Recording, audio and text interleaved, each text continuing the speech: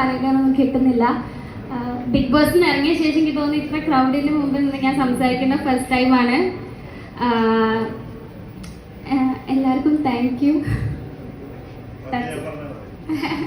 അങ്ങനെയല്ല, സത്യം പറഞ്ഞാൽ ഞാൻ അധികം പ്രോഗ്രാംസിനോ കാര്യത്തിനൊന്നും പോകുന്നില്ലായിരുന്നു. ബിക്കോസ് ഞാൻ കുറച്ച് ക്രൗഡ് കാണുമ്പോൾ ഭയങ്കര ആൻഷ്യസ് ആയിക്കൊണ്ടിരിക്കുന്നുണ്ടായിരുന്നു.